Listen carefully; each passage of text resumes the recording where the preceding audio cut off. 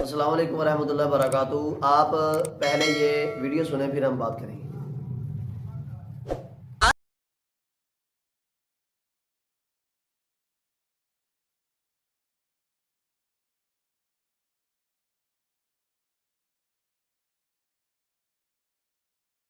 السلام علیکم ورحمۃ اللہ وبرکاتہ۔ آپ نے ابھی ایک ویڈیو دیکھی ہے، ہم مسلمان دن بدن ہماری کثرت جو بے حیائی کی طرف راغب ہو رہی ہے۔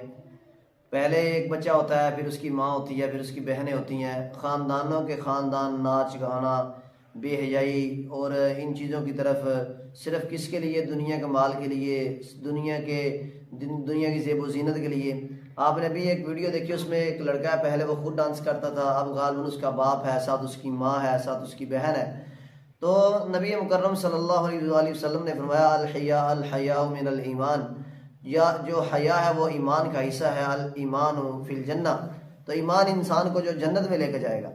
تو دوسری حدیث کہ اذا لم تستحی فاصنع ما شئت، جب تمہارے اندر حیا ختم ہو جائے، بے حیائی آ جائے، بے حیائی عام ہو جائے، پھر جو چاہے تم کرو، جو دل میں آتا ہے وہ کرو۔ اور سورۃ نور کی آیات میں اللہ فرماتے ہیں کہ جو لوگ دنیا کے اندر لوگوں میں، ایمان والوں میں بے حیائی پھیلاتے ہیں، ان کے لیے دنیا میں بھی دردناک عذاب ہے اور آخرت میں بھی دردناک عذاب ہے۔ کوئی خدا کا خوف کریں، آپ نبی محمد صلی اللہ علیہ وسلم کو ماننے والے ہو، جس نبی نے آپ کو جہنم سے نکالنے کے لیے بہت ساری تکلیفیں برداشت کی، آپ تک اللہ کا پیغام پہنچایا، اپنی اولادوں کو، اپنے اصحاب کو، اپنے اوپر بہت ساری تکلیفیں جو ہے وہ برداشت کی، تو اس نبی کو آپ کل قیامت کے دن کیا منہ دکھاؤ گے؟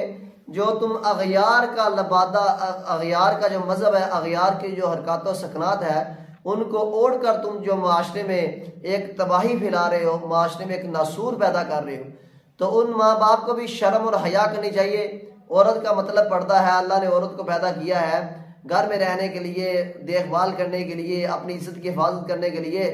جب عورت ہی سر عام برسر بازار جو اپنی نیلامی کرے گی، چند ٹکوں کی خاطر اپنے جسم کو جو ہے وہ اپنے جسم کی نیلامی کرے گی، اپنے لباس کی نیلامی کرے گی، اپنی عزت کی نیلامی کرے گی، تو پھر لوگوں کے اوپر تانے دینے کی کیا ضرورت ہے؟ پھر معاشرے کو برا کہنے کی کیا ضرورت ہے؟ پھر انسان کو، حضرت انسان کو برا کہنے کی کیا ضرورت ہے؟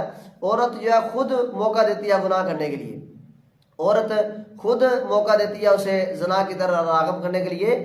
اگر عورت یہ جرت نہ کرے تو مرد کی جرت نہیں ہے کہ وہ اس کے ساتھ کوئی غلط حرکت کر لے۔ بادشاہ کے پاس ایک کیس لایا گیا، تو آدمی نے کہا کہ اس آدمی نے میری بیٹی کے ساتھ منہ کالا کیا، ان کو سزا دینی چاہیے، ان کو قتل کر دیا جائے۔ اس نے بیٹی کو بھی بلایا، تو اس نے کہا کہ بات یہ ہے کہ میرے پاس تلوار لے کر آؤ، نیام سمیت تلوار لے کر آئے۔ اس نے نیام جو ہے اس آدمی کو پکڑائی، اس لڑکی کے باپ کو۔ تو بادشاہ نے کہا، اب دوسرے کو کہا تلوار نیام میں ڈالنی ہے، اور نیام پکڑے ہوئے شخص کو کہا کہ آپ نے نیام کو ایسے آگے سے دبا کر رکھنا ہے۔ تو جب وہ تلوار لے کر آئے تو آگے سے دبا لے، تو اس نے کہا اب آپ بتائیں، جب تک آپ اس نیام کو نہیں کھولو گے تب تک یہ تلوار اس کے اندر نہیں جائے گی۔ یہی مثال اس آپ کی بیٹی کی اور لڑکے کی ہے۔ آپ کی بیٹی نے بے حیائی کی طرف دعوت دی ہے تو لڑکے نے جو ہے وہ غلط کام کیا ہے، تو لہٰذا ان دونوں کا سر قلم کر دیا جائے۔ تو جب عورت خود معاشرے میں تباہی پھیلانے کا سبب بنے گی، پھر مردوں کو برا کہنے کی کوئی ضرورت ہے؟ پھر مردوں کو برا نہیں کہنا چاہیے، عورت خود دعوت دیتی ہے۔ اس لیے وہ لڑکا ہو یا لڑکی ہو، وہ جس بھی علاقے کا ہو، اگر وہ پیسوں کی خاطر، چند ویوز کی خاطر وہ دین کی دجیاں اڑا رہے ہیں، نبی کے دین کا مذاق اڑا رہے ہیں، پھر وہ اغیار کو بھی موقع ملتا ہے نبی کی توہین کرنے کا، اغیار کو موقع ملتا ہے قرآن کی توہین کرنے کا، اغیار کو موقع ملتا ہے نبی مکرم صلی اللہ علیہ وسلم کی عزت پر کیچڑ اچھالنے کا۔ اس کے ذمہ دار ہم مسلمان ہیں۔ تو اس لیے دنیا میں ایمان والوں میں بے حیائی پھیلانے والوں کا انجام بہت بڑا ہوتا ہے۔ یہ پیسہ یہ قارون کے پاس بھی تھا، اگر پیسے والے کامیاب ہوتے تو قارون ضرور کامیاب ہوتا۔ پیسہ ہی پیسہ نہیں، بلکہ اللہ کے بتائے ہوئے احکامات کے اوپر عمل کرنے کے اللہ توفیق عطا فرمائے۔ جزاکم اللہ خیرا۔